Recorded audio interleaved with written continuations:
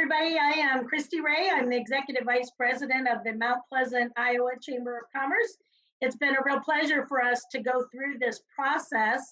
So I want to share a little bit about our projects. The one thing I think you'll find out about our projects is when we got into this, we felt very fortunate that we did not have a lot of major transportation issues.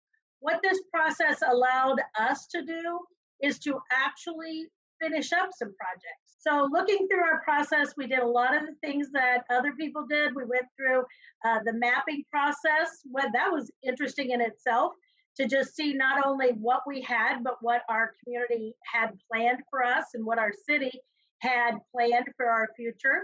We got into our priorities and what did we actually accomplish? And you can see some of the comments that they shared here. A lot of the town has no sidewalks and the lighting is sparse, and there weren't enough transportation options for people.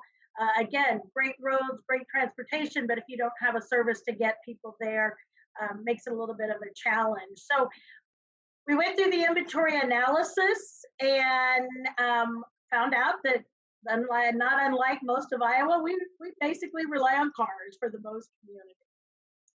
So I'll start out with some of the projects that we found. Highway 34 is a major entrance into our community, and people always talk to me about this area. And so it wasn't surprising to me that it came up as one of our top priorities. Is it really on that end of town, it comes into an area that's somewhat industrial, and it really needed a lot of assistance. And so let's be honest, it was just really ugly. And so we decided to, using the expertise through this process, they were able to give us great suggestions on what we can do to improve an entrance into our community. This is an example of the lighting that we were talking about. We really like the idea of lighting the sign from the back so that it would show up during the evening when people are traveling along that highway as well. Some of the roadside prairie and flowering trees that they were talking about, they gave us some great suggestions on what we could use, because obviously they're the experts, we're not. And so they gave us some great suggestions on not only how to and what plants to use, but also how to find funding for that process. And this is just a longer version from farther away of that to give you an idea. And they've given some ideas here of the plantings and the signage that we're looking at. So then we got into trails. Those two are probably going to come in 1-2. I think this was another one that's very popular with our community. We found that we have great trails, but no signage, no story, no history of our community. And so in the area of Saunders Park down here, we are so excited about the suggestions that they gave us for that, so much so that our city is already talking about starting this process right now. And we have other community members coming forward to help us with that, wanting to do things for this trailhead.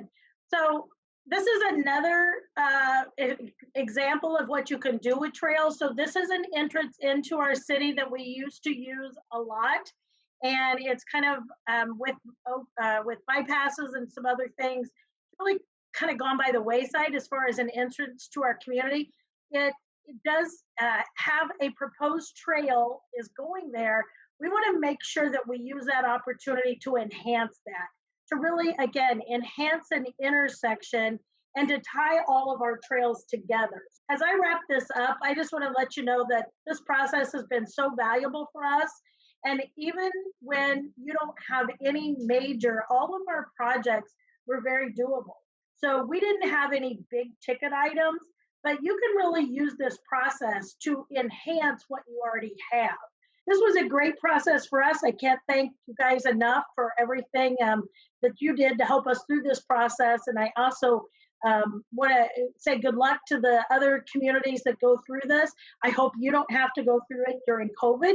That was a challenge, but I really want to commend the staff for keeping us on task in a very difficult time. So good luck to all the other communities that are just getting started.